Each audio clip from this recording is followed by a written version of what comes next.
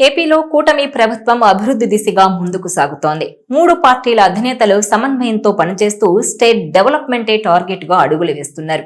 ముఖ్యంగా జనసేనాని పవన్ కళ్యాణ్ కు ఇటు సీఎం చంద్రబాబు, అటు మంత్రి నారా లోకేష్ ఇద్దరూ తగిన ప్రాధాన్యతనిస్తున్నారు. విషయం ఏదైనా సరే పవన్ కళ్యాణ్ తో చర్చించి నిర్ణయాలు తీసుకుంటున్నారు. అలాగే పదవుల విషయంలో కూడా ఆచితూచి వ్యవహరిస్తున్నారు.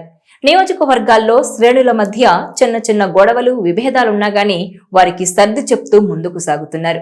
ఇటీవల విశాఖలో జరిగిన సేనతో సేనాని కార్యక్రమంలో కూడా 15 ఏళ్ల పాటు కూటమి ప్రభుత్వం ఉంటుందని, ఒకరికొకరు సహకరించుకోవాలని శ్రేణులకు సూచించారు పవన్ కళ్యాణ్.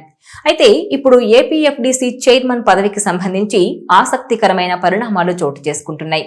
కూటమి ప్రభుత్వంలో ముఖ్యంగా ఉప ముఖ్యమంత్రి పవన్ కళ్యాణ్ మాటకు తిరుగులేదని భావిస్తున్న ఈ తరుణంలో ఆయన సూచించిన పేరుకు పోటీగా మరో పేరు తెరపైకి రావడం మాత్రం ఇప్పుడు చర్చనీయాంశంగానే మారింది. నిర్మాత ఏఎం రత్నం పేరును ఏపీఎఫ్డీసీ చైర్మన్ పదవికి ప్రతిపాదించారు పవన్ కళ్యాణ్.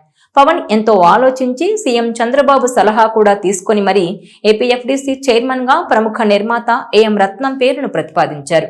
హరిహర వీరమల్లు ప్రెస్ మీట్ లో మాట్లాడిన పవన్ ఏఎం రత్నంను ఏపీఎఫ్డీసీ చైర్మన్ గా ప్రతిపాదించానని, ముఖ్యమంత్రి చంద్రబాబు కూడా ఈ విషయం చెప్పానన్నారు.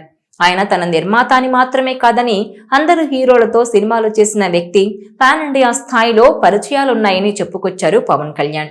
అంతేకాకుండా ఈ పదవి ఏపీలో సినిమా ఇండస్ట్రీ అభివృద్ధికి కీలకమైందని, దీంతో పాటు రత్నం అనుభవం ఆధారంగా ఈ ప్రతిపాదన వచ్చిందని కూడా చెప్పుకొచ్చారు పవన్ కళ్యాణ్.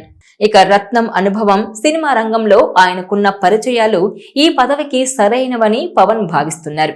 ఈ ప్రతిపాదనతో రత్నం నియామకం దాదాపు ఖాయమైనట్లేనని అందరూ అనుకున్నారు. దీంతో కూటమిలో పవన్ మాటకు తిరుగులేదని, ఆయన ఆలోచించే నిర్ణయం తీసుకుంటారని చంద్రబాబు నమ్మకం కాబట్టి ఏఎం రత్నం ఎంపిక లాంఛనమేనని కూడా అనుకున్నారు. అంతా బాగుంది అనుకునే లోపు ఇప్పుడు పెద్ద ట్విస్ట్ వచ్చేసింది.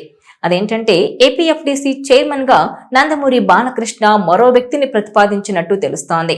అతను అయితే ఇంకా బాగుంటుందని, ఆయన కూడా చాలా సమర్థుడు కావడంతో బాలయ్య ఆయన పేరును ప్రతిపాదించారని సమాచారం.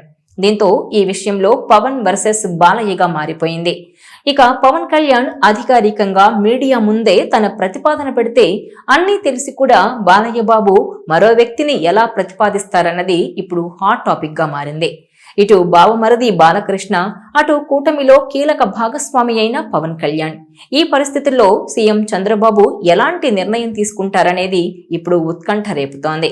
ఇక పవన్ కళ్యాణ్ వంటి కీలక నేత ప్రతిపాదించిన పేరు, మరోవైపు సినీ పరిశ్రమలో తనకంటూ ఒక ప్రత్యేక స్థానం ఉన్న బాలకృష్ణ సిఫారసు చేసిన పేరు, ఈ రెండింటిలో ఏది ఫైనల్ అవుతుందన్నది ఇప్పుడు ఆసక్తికరంగా మారింది. ఇక కూటమి ప్రభుత్వంలో ఇద్దరు కీలక వ్యక్తుల ప్రతిపాదనలు కావడంతో ముఖ్యమంత్రి చంద్రబాబు ఎలాంటి నిర్ణయం తీసుకుంటారన్నది వేచి చూడాలి. ఈ పరిణామం ఏపీ రాజకీయాల్లోనే కాకుండా సినీ వర్గాల్లోనూ చర్చకు దారితీసింది. ఒకవేళ బాలయ్య మాట నెగ్గితే పవన్ మాట పరిస్థితి ఏంటి? మీడియా ముఖంగా ఏఎం రత్నం పేరు చెప్పి ఆయనకు లేనిపోని ఆశలు రేపి అందరూ ఆయనే ఏపీఎఫ్డీసీ చైర్మన్ అనుకున్న తర్వాత మరొకరిని ఆ పదవిలో కూర్చోబెడితే పరిణామాలు ఎలా ఉంటాయన్నది ఇప్పుడు పెద్ద ఎత్తున చర్చనీయాంశంగా మారింది. అయితే అసలు ఈ ప్రచారంలో నిజమెంత అనేది కూడా తెలియాల్సి ఉంది.